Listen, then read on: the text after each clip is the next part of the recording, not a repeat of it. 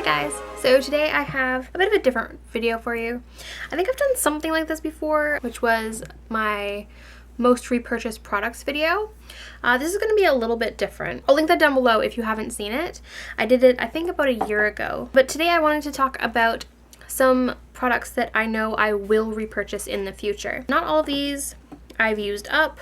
Some of them I have already repurchased and I'm on my second, third, fourth, and some of them are my first. But they're all products that I absolutely love, and I know that when I get through them, I will buy another one. So first, I'm going to start with two base or foundation products. The first is not going to be a surprise. I use it all the time. I used it in my recent foundation video. It is the Makeup Forever HD Foundation. I'm pretty sure this is getting to the end of its run. You can't tell because the colored bit inside is actually opaque, so it doesn't show you how much product is left. But when I've been putting it on recently, it's been kind of hard to get out. I do have a backup of this. I have the new Ultra HD in the equivalent color. It's a teeny bit different, but the formula of the foundation itself is basically the same. However, I would still be repurchasing this if I didn't already have a backup. And I absolutely love this product, and one of these lists would not be complete if I didn't include my Makeup Forever HD foundation. The other one might be a little more surprising because I don't use it in a lot of tutorials, but I do like having it on hand because it's very comfortable and I just really like wearing it on sort of off days. And that is the Garnier Skin Renew Miracle Skin Perfector BB Cream in light medium. If you read my blog, or if you've read my blog for a while, you might have remembered me picking this up, but I picked it up years ago. It's probably actually getting a little old, and it is very, very far down. It's really hard to tell because, again, this is so opaque, the light doesn't really shine through it.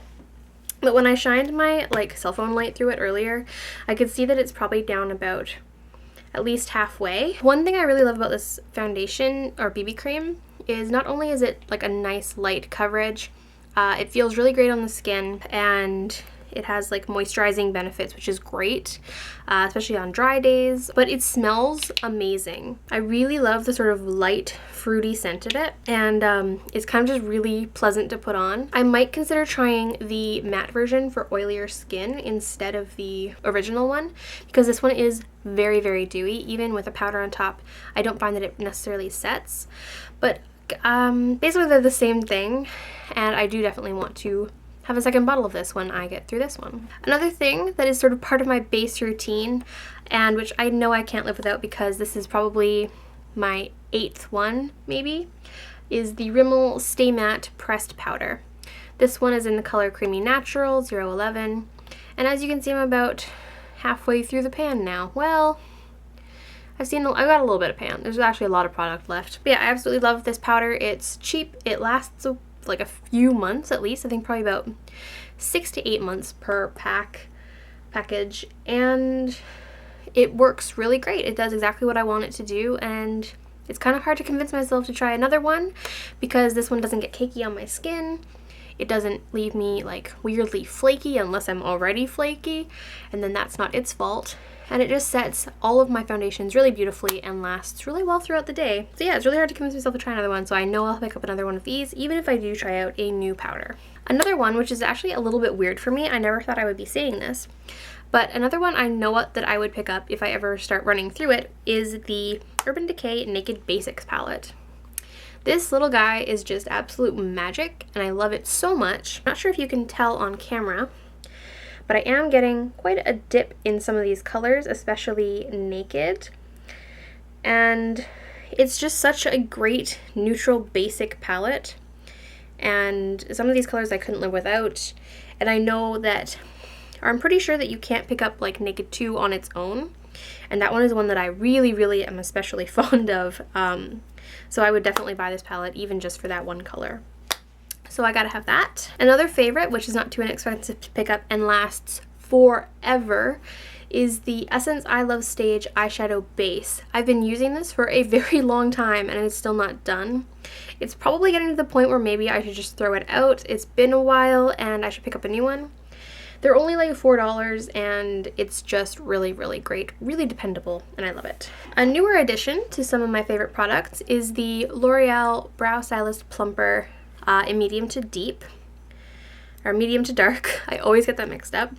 And if you haven't seen me use this before or can't recall, it's just got a tiny little brush, little cone-shaped brush, and it does also have some sort of fibers in it, so it just sort of thickens up your brows and everything.